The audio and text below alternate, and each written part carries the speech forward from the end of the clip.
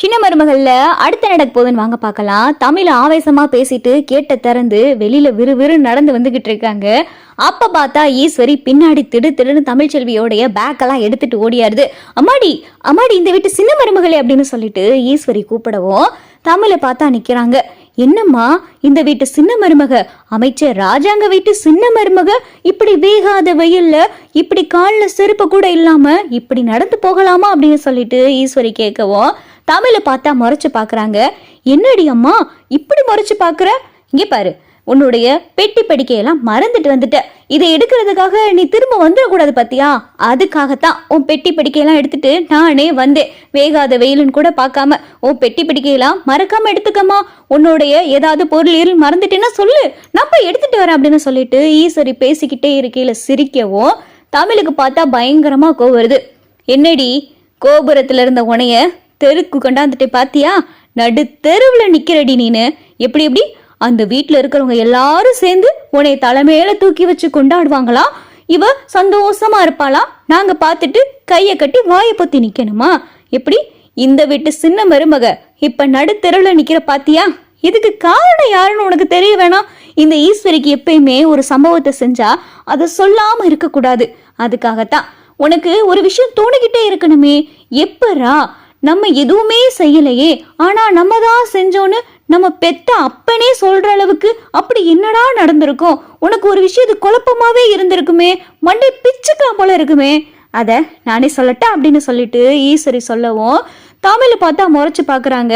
உன் குரல்லையே உன்னுடைய குரல்லையே அப்படி அச்சசலா பேசி உங்க அப்பனுக்கு போனை போட்டு இந்த மாதிரி அந்த ஜெனிக்கும் சக்திக்கும் கல்யாணம் பண்ணி வைக்க சொன்னது நான் தான், சாச்சாத் நானே தான் அப்படின்னு சொல்லிட்டு ஈஸ்வரி சொல்லவும் தமிழுக்கு பார்த்தா பயங்கரமான கோவம். அப்படியே முறைச்சு பாக்குறாங்க. எப்படி ஓ விரலை வச்சு உன் கண்ணை குத்துனே பாத்தியா? நீ தான் பேசுனேன்னு உங்க அப்பனே சொன்னதுக்கு அப்புறம் யாரு நம்பாம இருப்பா? அதான் இந்த ஈஸ்வரின்றது. இந்த ஈஸ்வரி எப்பயுமே முன்னாடி நீ விளையாடுறத பார்த்துட்டு அதுக்கப்புறம் தான் விளையாடவே ஆரம்பிப்பா. இத்தனை நாள் நீ ஆடிக்கிட்டு இருந்த, நாங்கெல்லாம் அமைதியா பார்த்துக்கிட்டு இருந்தோம். இப்ப இது இந்த ஈஸ்வரியோடைய ஆட்ட ஆரம்பம். இனிமேலு உன்னால ஒண்ணுமே செய்ய முடியாதுடி. உனக்கு இப்ப கூட தோணுமே இந்த விஷயத்தெல்லாம் வீட்டுல இருக்கிறப்போ எல்லார்கிட்டையும் சொல்லணும்னு. உன் கட்டுன புருஷனே, உன்னை தொட்டு தாலி கட்டின உன் புருஷன் இன்னமும் வீட்டுல பேசிக்கிட்டு இருந்த என் புருஷன் வருவாரு, நான் சொன்னா நம்புவாரு அப்படின்னு நீ சொன்னத அவன் ஒரு பொட்டு கூட நம்பல. இப்பயுமே நீ போய் என்ன சொன்னாலும் அவன் நம்ப மாட்டான்.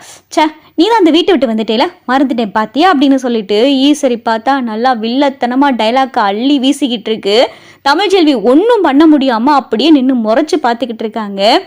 இனிமேல் அந்த வீட்டுக்குள்ள நீ இந்த ஜென்மத்துல இல்ல 7 ஜென்மத்திலேயே அந்த வீட்டுக்குள்ள உன்னால மருமகளா அடி எடுத்து வைக்கவே முடியாது. உன்னை எப்படி பக்காவா திட்டம் போட்டு அந்த வீட்டை விட்டு வெளியே அனுப்புனேன் பாத்தியா? இனிமேல் அந்த ஈஸ்வரியோடைய ஆட்டம் தான் அந்த வீட்டில் அப்படின்னு சொல்லிட்டு ஈஸ்வரி சொல்லவும் தமிழுக்கு பார்த்தா பயங்கரமா கோந்துருது. சப்புன்னு கண்ணத்தை சேர்த்து ஓங்கி ஒரு அறை விட்டுறாங்க. சி, வாய மூடு. ஒண்ணுமே செய்யாத, தப்பே செய்யாத என்ன இப்படி திட்டம் போட்டு வெளியே அனுப்பிட்டேல. இந்த தமிழ்ச்செல்விக்கு அன்பா பேசிதான் பழக்கம். இதுவரை இந்த தமிழ்ச்செல்விக்கு பழி வாங்கி பழக்கமே கிடையாது. நீ இதுக்கு முன்னாடி எவ்வளவோ கிரிமினல் வேலையெல்லாம் செஞ்சிருக்க, அத்தனையும் பார்த்துக்கிட்டு பொறுமையா தான் இருந்தேன். ஆனா இப்ப என்னைய செய்யாத தப்ப நானே செஞ்சேன்னு சொல்லி வீட்டுல இருக்கிற எல்லாரையும் நம்ப வச்சு என்னை வீட்டை விட்டு வெளியே அனுப்பிட்டேல. பத்தாவதுக்கு அந்த சக்தி அண்ணனுடைய உசுரும் போயிருச்சு. இதுக்கெல்லாம் காரணம் நீதானே. உன்னைய நான் சும்மாவே விட மாட்டேன். இப்ப சொல்றேன், நல்லா கேட்டுக்க. எப்படி எந்த தப்புமே செய்யாத என்னை நான் தப்பு செஞ்சேன்னு சொல்லி எல்லாரையும் நம்ப வச்சு இப்படி என்னை அசிங்கப்படுத்தி வெளியே அனுப்புனியோ, அதே மாதிரி உன்னை அந்த வீட்டுல இருக்கிற எல்லாரும் கழுத்தை பிடிச்சு வெளியே தள்ளி நீ நடு ரோட்ல உன்னை நான் நிக்க வைக்கல.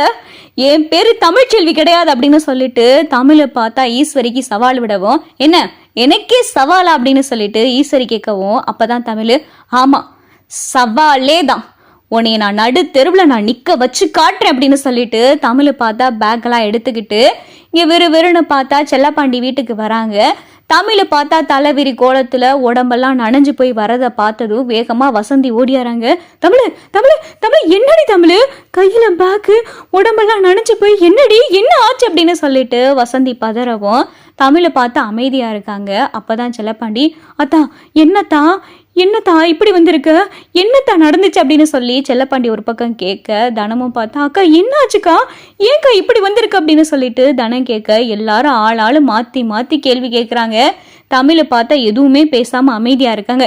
தமிழ் ஏதாவது சொல்லு பிள்ளை, ஏண்டி இப்படி இருக்க, எங்களுக்கு பயமா இருக்கு அப்படின்னு சொல்லி வசந்தி சொல்லவும், தலை மொழிகிட்டு வந்திருக்கேன் அப்படின்னு சொல்லிட்டு தமிழ் சொல்லவும், என்னது தலை மொழிகிட்டு வந்திருக்கேன் அப்படின்னு சொல்லி வசந்தி கேட்கவும், ஆமா அந்த ஆள்ல இருந்து அந்த வீட்டு குடும்பத்தை சேர்ந்த எல்லாத்தையும் தலை மொழிகிட்டு வந்திருக்கேன், இனிமேல் செத்தாலும் அந்த வீட்டு பக்கம் நான் போக மாட்டேன் அப்படின்னு சொல்லி தமிழ் சொல்லவும், ஐயோ கடவுளே என்ன நீ சொல்ற அப்படின்னு சொல்லி வசந்தி கேட்கவும், அப்பதான் தமிழ் நடந்த விவரம் எல்லாத்தையும் சொல்லவும், நான் எந்த தப்புமே செய்யல, நான் அப்பாவுக்கு ஃபோன் போட்டு பேசவே கிடையாது, எல்லாரும் என்னை சந்தேகப்படலாம், மாத்தி மாத்தி என்னை கேள்வி கேட்கலாம், ஆனா கட்டுன புருஷன் என்னை தொட்டு தாலி கட்டி இத்தனை வருஷம் என் கூட குடும்பம் நடத்தி இப்ப அவருடைய பிள்ளையை வயிற்றுல சமந்துக்கிட்டு இருக்கேன், என் மேல ஒரு பொட்டு நம்பிக்கை கூட வைக்கல, இல்ல என் பொண்டாட்டி அப்படி செஞ்சிருக்க மாட்டா அப்படின்னு ஒரு வார்த்தை சொல்லல, அத்தனை பேரும் சொன்னதையும் நம்பிக்கிட்டு இனி அந்த வீட்டை விட்டு வெளியே போன்னு சொன்னதுக்கு அப்புறம் அந்த ஆளோடைய இனிமேல் எனக்கு என்ன உறவு இருக்கு, அதான் அந்த ஆளை மொத்தமா தலை முழுகிட்டு வந்துட்டேன் அப்படின்னு சொல்லிட்டு தமிழ் சொல்லவும், ஐயோ கடவுளே அப்படின்னு சொல்லிட்டு வசந்தி சொல்லவும், அத்தா தமிழ் அப்ப நீ எனக்கு ஃபோன் பண்ணலையாத்தா அப்படின்னு சொல்லி செல்லப்பாண்டி கேட்கவும், அப்பதான் தமிழ் ஈஸ்வரியுடைய திட்டத்தையே சொல்றாங்க.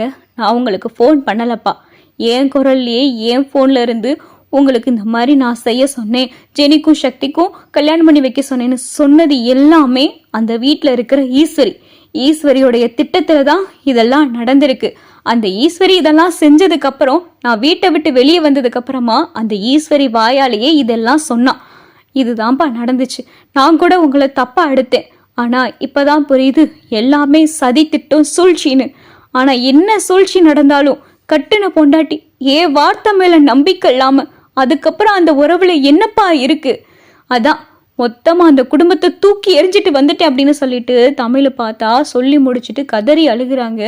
என்ன பிள்ளை தமிழ், கடைசியில உன் வாழ்க்கை இப்படி ஆயிருச்சு, என்கிட்ட கூட சொன்ன அந்த வீட்டை விட்டு என்னை துரத்துற மாதிரி கனவு வந்துச்சு, கடைசியில நீ சொன்ன கனவு பழிச்சிருச்சு எடி அப்படின்னு சொல்லி வசந்தி பார்த்தா அழுகவும், வசந்தி செல்லப்பாண்டி தானம் ஆளுக்கு மாத்தி மாத்தி அழுதுகிட்டு இருக்காங்க.